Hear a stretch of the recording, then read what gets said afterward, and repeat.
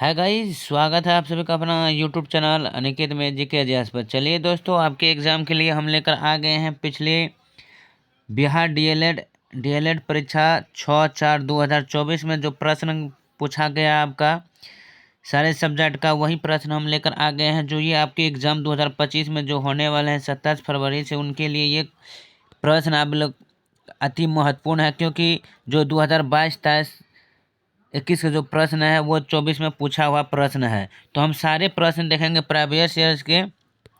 इसके जो हम देखेंगे, जो 10 तारीख से तक जो एग्ज़ाम हुआ था देख लेंगे। अभी ये 6 तारीख के है, अभी और 4 वीडियो बचा हुआ है।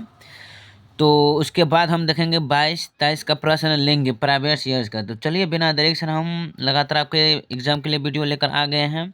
तो आज देखेंगे हम इस वीडियो में साइंस के प्रश्न देखने वाले हैं, जो आपके एग्ज़ाम के लिए अति रामबाण प्रश्न रहने वाले हैं। साइंस यानी विज्ञान के देखेंगे, और प्लस है सामाजिक विज्ञान के देखेंगे। उसके बाद तब हम हिंदी के लेंगे, तब मैथ, रीजनिंग, ये सारे प्रश्न लेंगे।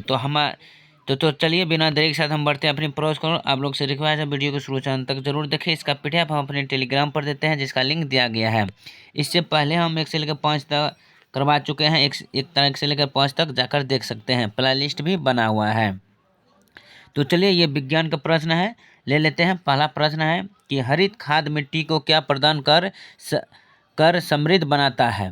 कौन? हरित खाद मिट्टी को क्या प्रदान कर समृद्ध बनाती है? तो इसका सही आंसर हो जाएगा ऑप्शन ए, नाइट्रोजन एवं फास्फोरस को प्रदान करके। अगली प्रश्न है, नीचे दिया हुआ समीकरण किस प्रकार की अभिक्रिया हो सकता है? तो Pb×NO3 2+2Kl और PbL2+2KNO3, ये कौन सा समीकरण है? तो ये द्विविस्थापन समीकरण है। चलिए हम बढ़ते हैं। 1 मिनट, किधर गया? हाँ, तो ले लेते हैं प्रश्न। अगली प्रश्न है 54 है। 54 की निम्नलिखित में से कौन सा यौगिक नहीं है? इनमें से कौन यौगिक नहीं है? तो हवा जो है वो यौगिक नहीं है। तो option D is the right answer.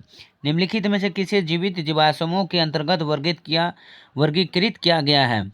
तो किसको जीवित जीवाश्मों के द्वारा वर्गीकृत किया गया है? तो इसका सही आंसर होगा साइकस को जीवित जीवाश्म के अंतर्गत वर्गीकृत किया गया है। अगली है, गोल्गी उपकरण की कमी है। तो गोल्गी उपकरण की क्या कमी है? तो नील हरित शैवालों की कमी है, ऑप्शन सी। अगली है कि इनमें से कौन पारिस्थितिक तंत्र का घटक नहीं है? तो कौन पारिस्थितिक तंत्र का घटक नहीं है? तो ऑप्शन बी हो जाएंगे, जैविक कारक जो है पारिस्थितिक तंत्र की घटक नहीं है। Option B is the right answer हो जाएंगे आपका। अगली प्रश्न की ओर बढ़ते हैं।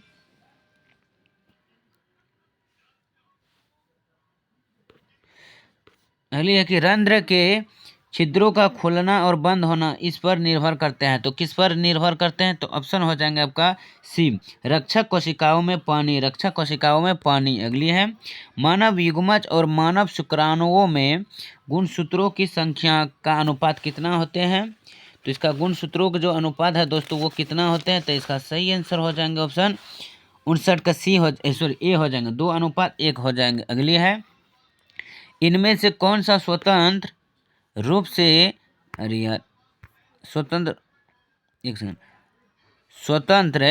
से गिरते हुए वस्तु के लिए सत्य है? इसका सही आंसर हो जाएंगे दोस्तों 60 का ऑप्शन सी, इसमें नियंत्रण गैर शून्य त्वरण होता है। Option C is the right answer. Hydrogen gas से भरे गुब्बारे को हवा में छोड़ने पर गुब्बारे क्या होंगे? तो कुछ दूरी तक ऊपर उठेगा और हवा में तैरते रहेगा।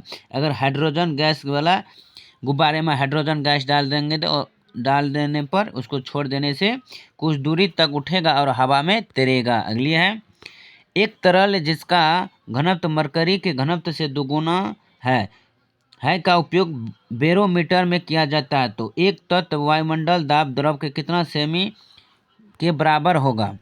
तो 62 का आपका राइट आंसर देख लेते हैं दोस्तों। तो 62 का आपका राइट आंसर हो जाएंगे ऑप्शन डी, 38 के बराबर, 38 सेंटीमीटर के।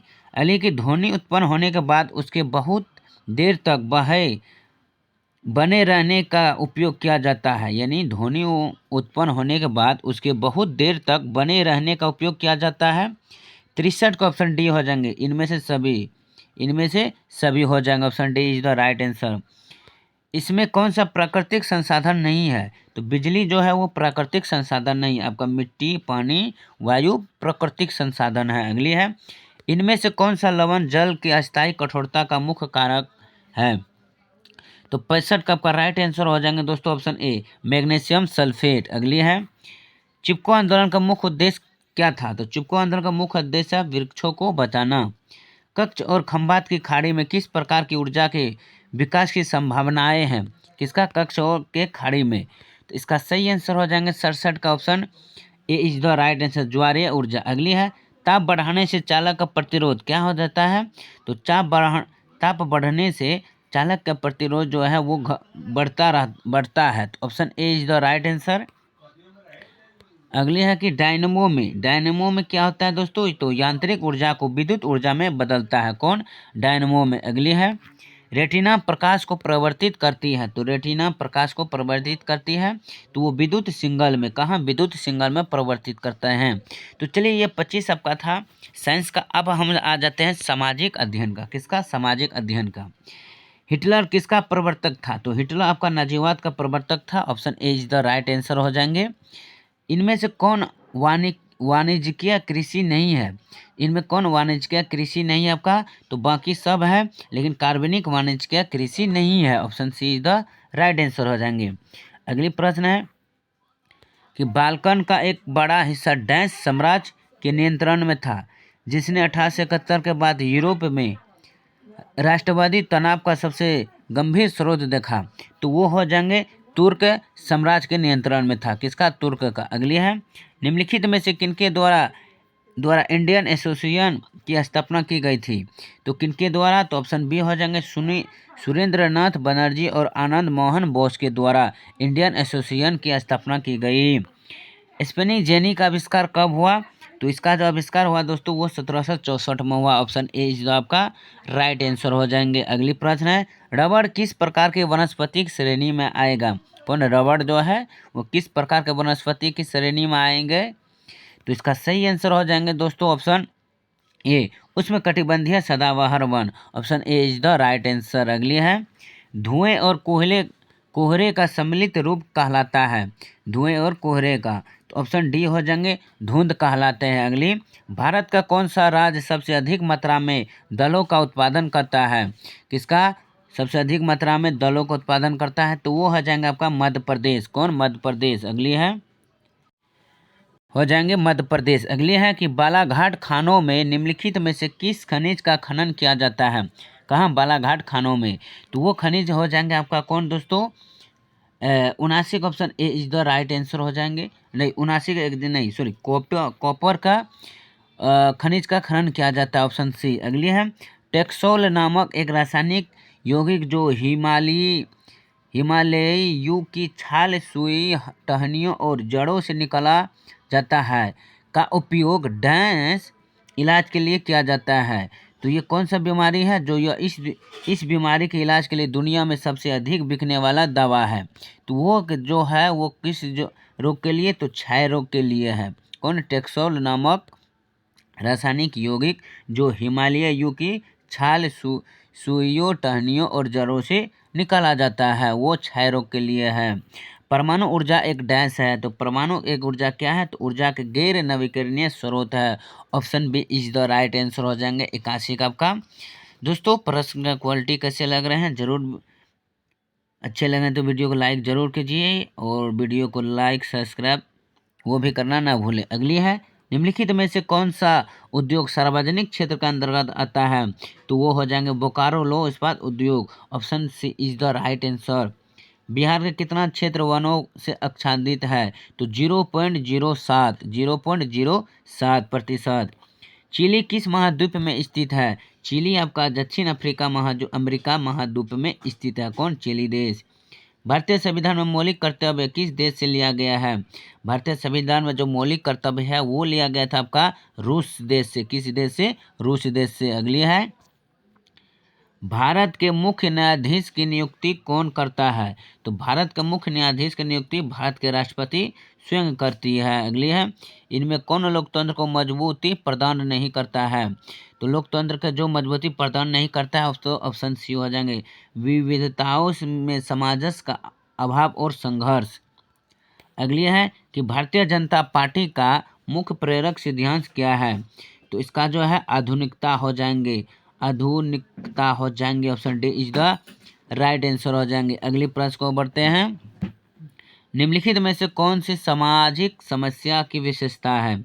तो सामाजिक समस्या की जो विशेषता है वो कौन हो जाएंगे? तो नवासी का जो आपका राइट आंसर रहने वाले हैं, इसका प्रभाव समाज के एक बड़े वर्ग पर पड़ता है, तो option A is the right answer. अगली प्रश्न को बढ़ते हैं वीडियो का। अगली है कि निम्नलिखित भारत में लोकतंत्र की क्या चुनौती है? तो भारत में लोकतंत्र के जो है चुनौती है दोस्तों वो क्या है? तो 90 का आपका सही आंसर डी हो जाएंगे, यानी इनमें सभी आतंकवाद भी है, परिवाद भी है और जातिवाद भी है। तो चलिए दोस्तों, अब आपका 91 आ गया इंग्लिश का प्रश्न था, ये हम जो करवाए हैं आपका विज्ञान और सामाजिक विज्ञान का प्रश्न था। तो अब इसके बाद हम आएंगे हिंदी प्रश्न लेकर अगले वीडियो के साथ। और पीडीएफ में मैथ, रीजनिंग, गणित जो है वो दिया गया है इंग्लिश। तो आप लोग हमारे टेलीग्राम से जुड़िए, उसका लिंक दिया गया है, उसमें से आप सारे पीडीएफ प्राप्त कीजिए फ्री में। तो चलिए दोस्तों, उम्मीद है कि आपको ये सारे प्रश्न अच्छे से समझ में आ गए होंगे। वीडियो अच्छे लगे तो ज़रूर लाइक कीजिएगा, दिल से लाइक कीजिए, और अपनी कमेंट भी, अपनी राय कमेंट में ज़रूर बताइए कि आपको प्रश्न कैसे लग रहे हैं। तो चलिए, जय हिंद और द बेस्ट।